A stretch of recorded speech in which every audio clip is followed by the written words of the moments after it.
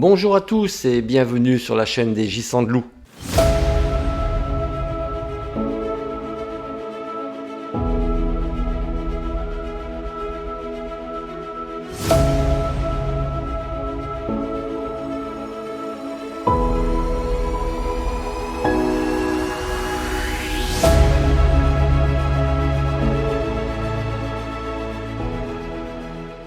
Et bien voilà, nous avons passé la frontière du Monténégro. À Zibleji, sur la chapelle Saint-Nicolas, sera notre bivouac du soir. Avec en prime, une vue imprenable sur les Bouches de Kotor. Durmitor, un joyau naturel à découvrir au Monténégro. Ce parc est inscrit au patrimoine mondial de l'UNESCO depuis 1980. On y trouve des pics rocheux, des forêts, des prairies alpines, des lacs, des canyons, ce que nous offre un spectacle époustouflant.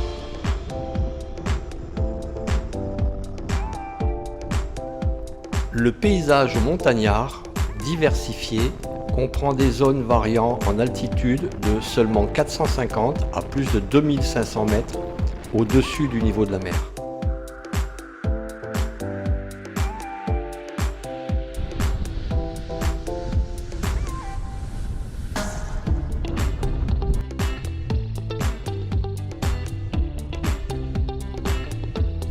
Le parc est d'une beauté naturelle saisissante.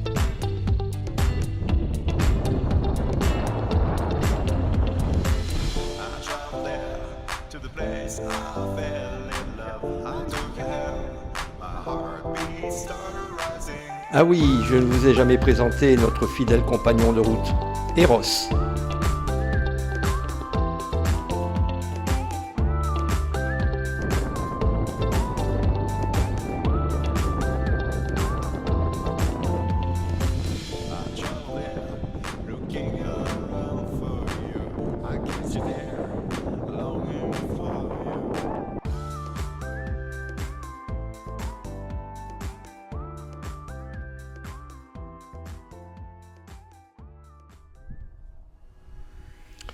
Le lendemain, nous prendrons une piste où nous ferons notre pique-nique du midi.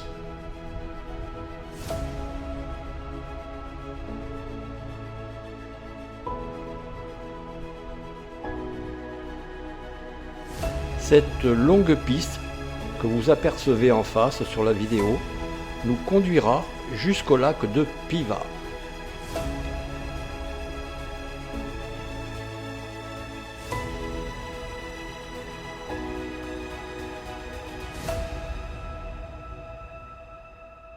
Une fois la piste terminée, nous empruntons la route et nous passerons par de très longs tunnels. Nous arriverons à Plusine, où une église orthodoxe est en construction avec son joli dôme doré. De Plusine, nous emprunterons la route jusqu'à Nixit. Et nous passerons bien entendu par le magnifique lac de Slano. Nous bivouaquerons la nuit à Brubezac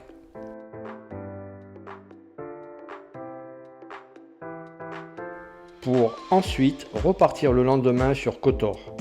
Ah oui, bien entendu, nous passerons par la fameuse serpentine.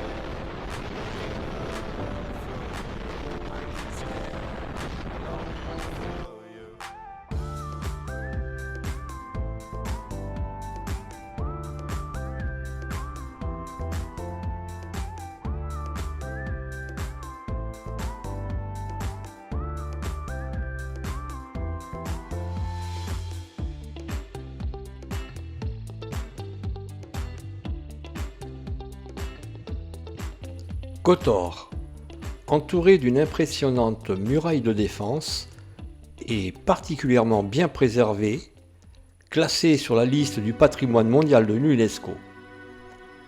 Entre 1420 et 1797, Kotor et ses environs dépendaient de Venise.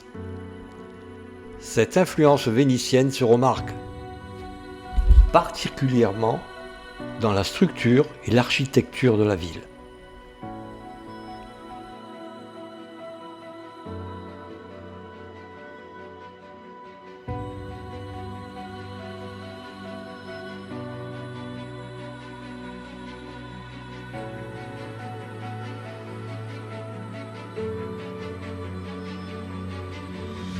Après avoir visité la cité médiévale de Kotor, nous prenons la direction de Budva. À 23 km au sud de Kotor, Budva.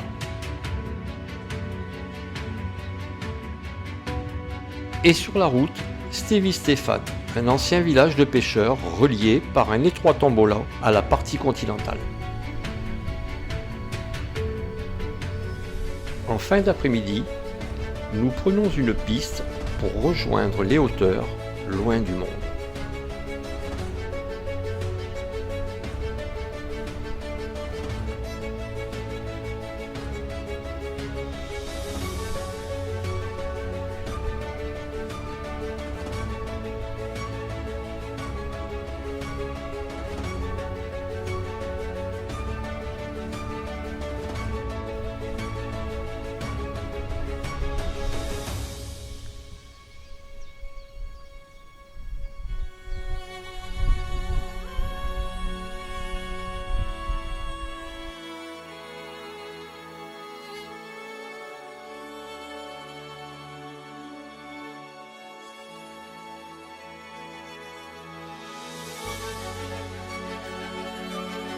Nous marcherons pour nous détendre et faire un petit repérage de ce qui nous attend sur la piste du retour.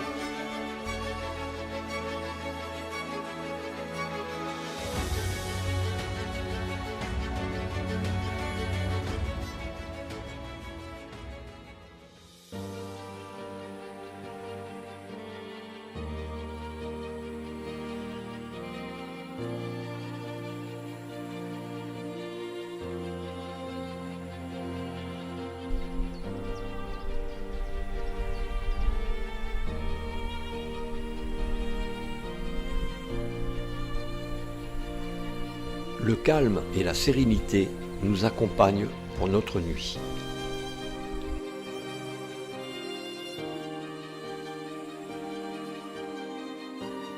Nous visitons la capitale, la cathédrale de la Résurrection. L'aspect général de la façade occidentale, avec ses tours jumelles et son immense voûte, est clairement un monument médiéval qui mélange le style roman, italien et byzantin. L'extérieur, en blocs grossiers de pierre blanche, l'intérieur est un espace grandiose et complexe adapté à la grande échelle de l'église, richement ornementé avec un sol en marbre et ses peintures murales. Nous trouvons un restaurant familial et ensuite nous ferons la connaissance de Dimitri. Il nous lancera une invitation pour découvrir sa ville loin des tourismes. La suite, vous la verrez après.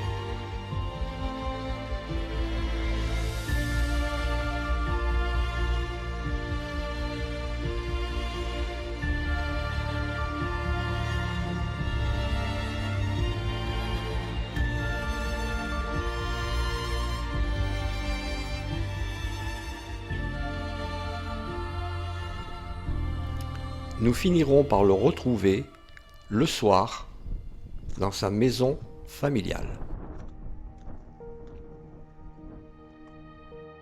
Non, ce n'est pas fini. Le soir même, il nous invite pour une véritable soupe de poisson chez des pêcheurs. Ensuite, on visite de nuit la ville et on finit dans une pâtisserie. Le lendemain, devinez, les gourmands se mettent à la dégustation.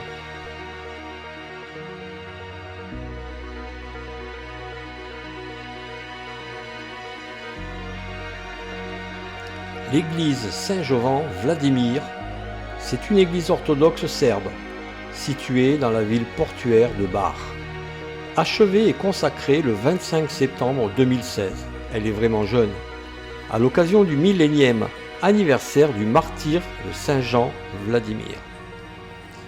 Considéré comme le premier saint serbe et le saint patron de la ville de Bar, l'intérieur est magnifique.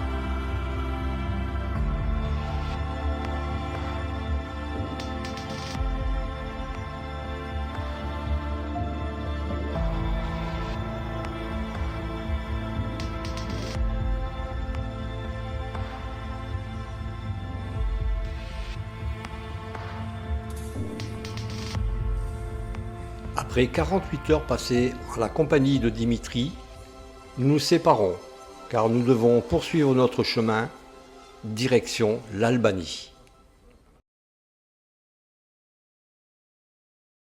Nous arriverons en fin de soirée et nous découvrirons le lac Skadar le lendemain matin.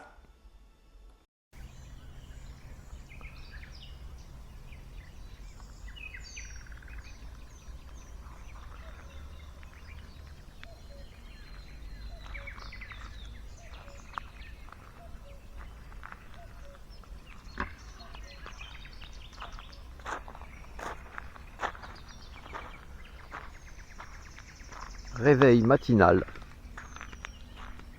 de notre bivouac au bord du lac.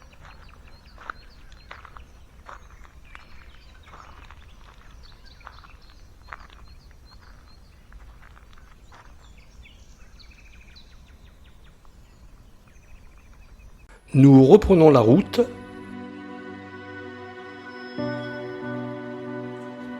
et nous longerons la côte adriatique. Ensuite, un petit peu plus loin, une odeur nauséabonde nous surprend. Cependant, nous apercevons plusieurs gisements de pétrole aux abords de la ville de Patos Marinza, à une centaine de kilomètres au sud de Tirana. Elles sont exploitées par l'entreprise nationale Albépétrol, qui en ont extrait plus de 550 000 tonnes brut en 2022. La ville de Beira, nommée la ville aux 1000 fenêtres. On a commencé notre exploration par le château de Beira et franchement, c'est une expérience à ne pas manquer. Certes, la montée est un peu raide.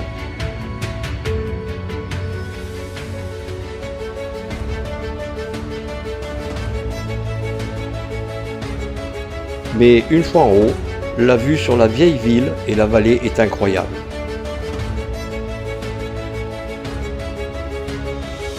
En se promenant, on a croisé des locaux dans leurs maisons traditionnelles et des petits commerces installés dans les ruelles.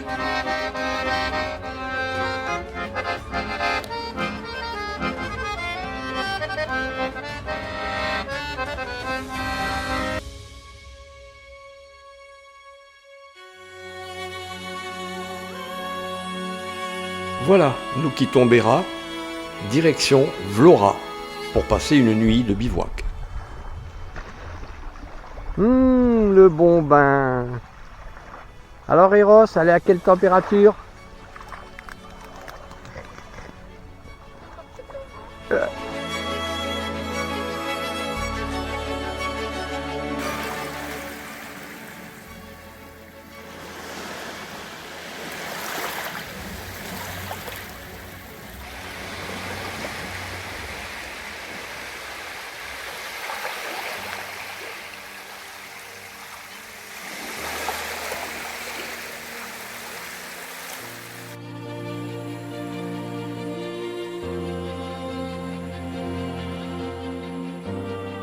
Nous voici sur Volré.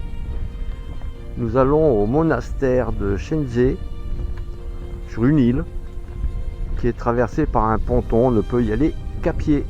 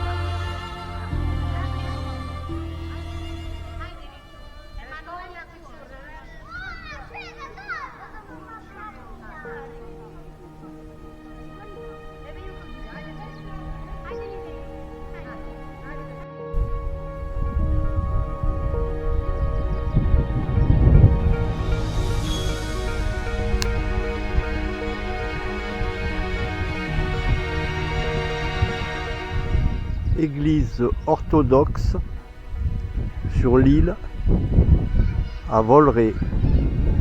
C'est l'église Sainte-Marie.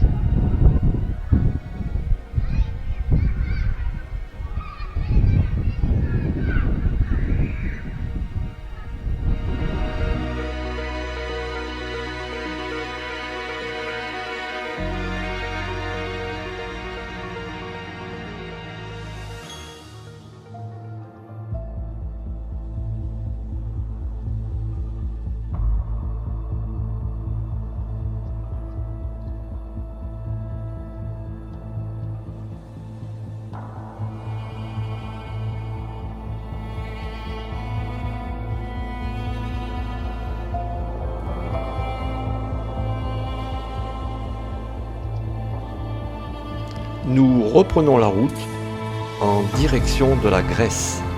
Nous traverserons de très jolis paysages et nous ferons un arrêt pique-nique au bord de l'eau. Nous sommes toujours en Albanie, mais juste en face, nous avons l'île de Corfou, la Grèce. Donc le passage frontière, il n'est pour pas longtemps. Voilà, voilà.